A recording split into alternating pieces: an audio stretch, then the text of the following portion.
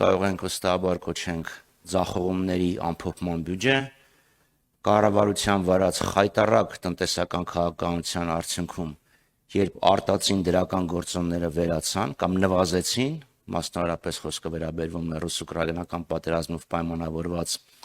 դրական ազդեցությանը տնտեսական, մենք տեսնում ենք, որ տնտեսական աճը գահավիժեց 5.2-5.4%-ի միջակայքում, այն դեպքում, երբ կառավարությունը խոստացել էր բարենպաստ պայմանների դեպքում 9%, իսկ սովորական պայմաններում 7%։ Հիմա մենք տեսնում ենք, որ կառավարությունը այդ թիրախին չի կարող հասնել, չի կարողանում։ Ունենք պետական պարտքի սրընթաց աճ, 2026 թվականին 6 տրիլիոնից անցնելու է պարտքը, այս տարավերջին արդեն 15 միլիարդ դոլարից է անցնում, այստեղ կարող եմ դրամ դոլար ասեմ, որովհետև գոնե կենտրոնական բանկի փոխարժեքը կա, եւ ով պարադոքս իշխանության ներկայացուցիչները չեն էլ կարողանում նույնիսկ հաշվարկեն, թե պարտքը ինչ ազդեցություն ունի մեր տնտեսության վրա, որքան կլիներ տնտեսական աճը, եթե պարտքը լիներ սովորական միջին ինչ-որ մակարդակի վրա, որովհետև եթե 5.2-5.4% է աճը, այդ դեպքում առանց պարտքի հասկանում ենք, թե դա ինչ կարող է լինել։ Մյուս խնդիրը իշխանությունների շեփորահարած միջին աշխատավարձի աճը, եթե միջին աշխատավարձը 300-306 հազար դրամի կարգի է, ապա բնակչության 3/4-ը միջին աշխատավարձից ցածր աշխատավարձ է ստանում։ Հասկանում ենք, չէ՞ դա ինչ է նշանակում։ 4-ից 3-ը միջին աշխատավարձից ցած են ստանում։ Այսինքն բևեռացումը մեծացել է, իսկ միջին աշխատավարձի հղումները պարզ մեքենայություններ են։ Եվ անհուսալի վարկերը 330 հազարից ավել անհուսալի վարկ կա այսօր մեր բանկային համակարգում։ Չեմ կարող ասել քանի վարկառու կա, բայց 330 հազար անհուսալի վարկ կա։ Փոքր վարկերը, եթե 17 թվականին ընդհանրապես 46 հազար էին, ապա 25 թվականին արդեն մոտ 4 անգամ ավելացել են։ Դա բարեկեցության անկման ամենամեծ ցուցանիշներից է։ Մյուս քաղաքական ուղերձը դա պաշտպանական ոլորտի հատկացվող բյուջեի նվազեցումն է, եւ դրան էլ ավելացնենք Նիկոլ Փաշինյանի քաղաքական հայտարարությունը բյուջետային ուղերձի ժամանակ։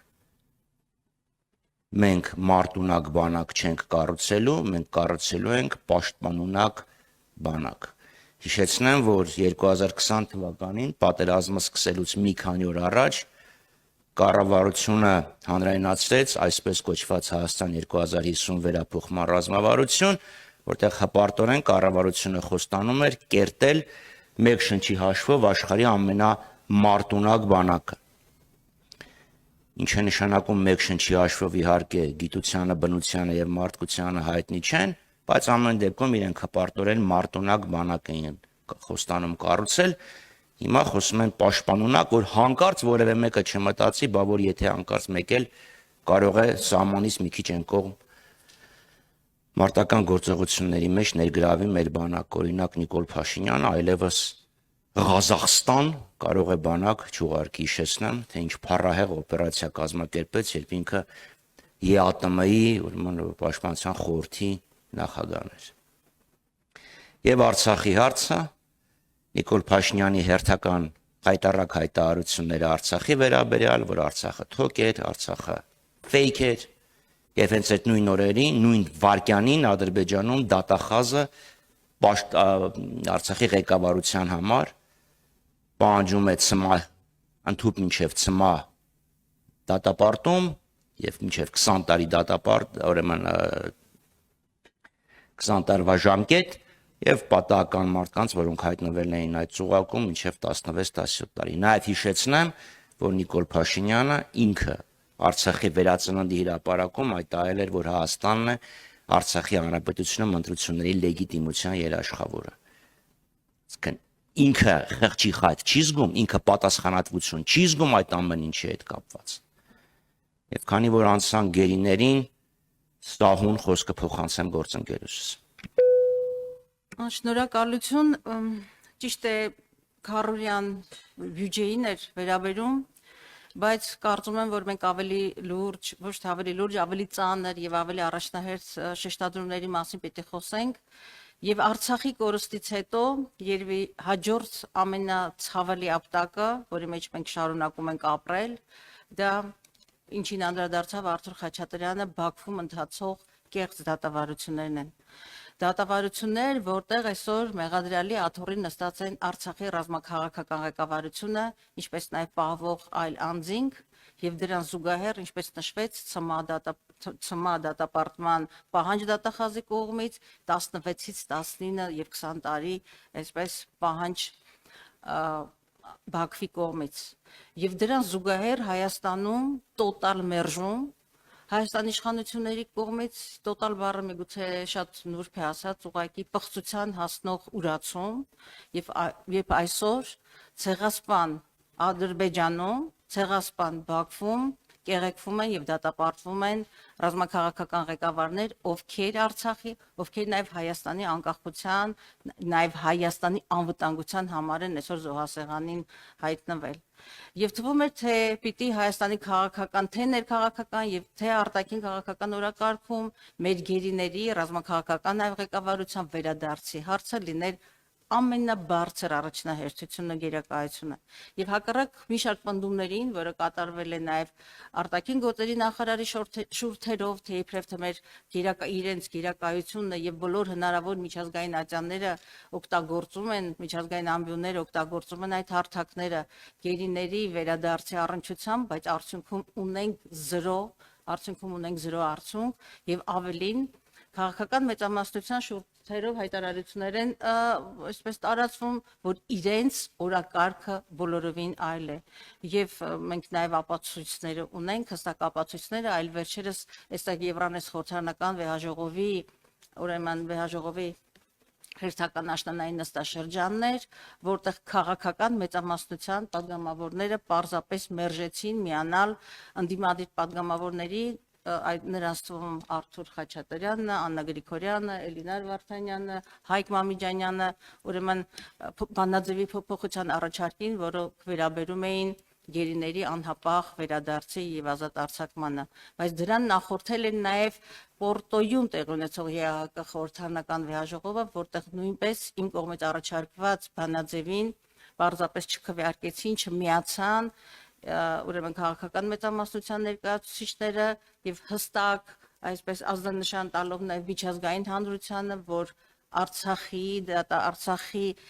քաղաքական ղեկավարության եւ ընդհանրապես գերեվարված հայ մարդկանց Հայաստանի Հանրապետության քաղաքացիների ճակատագիրը բացարձակապես քաղաքական օրակարգ չէ Հայաստանի համար։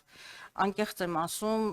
չեմ ուզում ոչ նորմատիվ բառապաշար օգտագործել, բայց ավելի ոչ բարոյական վարքագիծ Հայաստանի քաղաքական իշխանությունների կողմից Արցախի ուրացումից հետո դժվար է պատկերացնել։ Բայց եթե ժամանակ ունենք, ես կուզենայի մի քիչ անդրադառնալ բյուջեի, հատկապես հոգևոր մշակութային ոլորտին, ոլորտը, որի նկատմամբ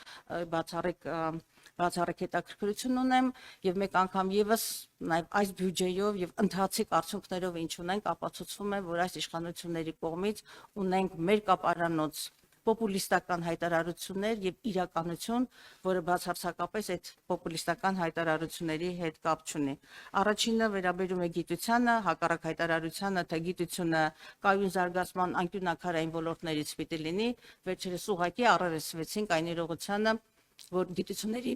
ազգային ակադեմիան պարզապես լուծարվեց, դառնալով ընդամենը խորհրդատվական կազմակերպություն եւ այն պարագայում հիմնադրամ, ավելի շուտ այն պարագայում եւ դեռ Հայաստանում չկա հաստատված գիտության զարգացման ռազմավարական ծրագիր։ Ես կուզենամ խոսեմ նաեւ շատ տարփողվող հանրակրթության բարեփոխումների մասին, ընդամենը մի քանի ցուցանիշ ասեմ, ատեստացիա, որը անդադար թափահարվում է ուսուցիչների կամավոր ատեստացիան, ատեստացիայի անցել Հայաստանի Հանրապետության ուսուցչական կազմի ընդամենը 20%-ը, տարակարգ ունի 1426 ուսուցիչ, իսկ այդ անընդհատ 700,000 աշխատավարձ ստացող ուսուցիչների մասին է շեփորահարվում, 300,000 դրամից ավելի աշխատավարձ ստանում է Հայաստանում ուսուցչական կազմի ընդամենը 7-5%-ը, եւ մյուս այսպես թուղթը, որը այսպես ծածանվում է քաղաքական մեծամասնության կողմից, դա 300 դպրոց 500 մանկապարտեզն է։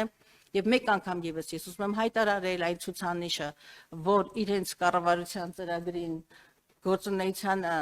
ընդհանրապես լավագույն դեպքում 6 ամիս է մնացել, մինչև 26 թվականին 2 ամիս, բայց Հայաստանի Հանրապետությունում խոստացված 300 ուրեմն դպրոցի փոխարեն մենք ունենք ընդամենը հանձնված, ավարտված 59 դպրոց։ Եվ պիտի ասեմ, որ ընդհանրապես այս վերջին 4 տարիների ընթացքում կապիտալ ծախսերի կատարողականը, միջին կատարողականը 40%-ը չի գերազանցում։ Եվ իսկ ինչ վերաբերում է մշակույթին, իհարկե մենք ժամանակ չունենք ավելի մանրամասնությունների համար, բայց ասեմ, որ ինչ վերաբերում է մշակույթի ոլորտին, այնտեղ ընդհանրապես այսպես հազիվ պահպանման ծախսերի մեջ են տեղավորվում եւ այդտեղ եւս մի շարք ոլորտներ ընդհանրապես այդ կատարողականները 20-22-12%-ի շրջանակներում են։ Եվ մյուս աղաղակող փաստը դա բուհերում տիրող խայտառակ 37 թվի մթնոլորտն է։ Իհարկե 37 թվի մթնոլորտում մեր ամբողջ հասարակությունն է եւ այսօր բոլորս ենք ականատես, թե ինչպես կարող է բռնաբարվել ազատ խոսքը, թե ինչպես են բոլոր տեղական ինքնակառավարման մարմիններում ուղղակի չի հանդուրժվում այլակարտությունը, այլախոհությունը, քաղաքական այլ բանակի ներկայացուցիչները եւ բոլորը հայտնվում են աղավանդակի հետևում եւ ընդհանրապես երկրում կամ ռեպրեսիայի կամ դեպրեսիայի մթնոլորտ է, բայց բուհերում եւս քաղաքականացումը այնքան ակնհայտ է կամ կուսակցականացումը, երբ որ բոլոր պետական բուհերի կառավարման խորհրդի նախագահները պարզապես քաղաքական մեծամասնության ԿՊՎ նախավն է նախագահից Հայաստանի Հանրապետության նախագահից մինչև կառավարության անդամներ։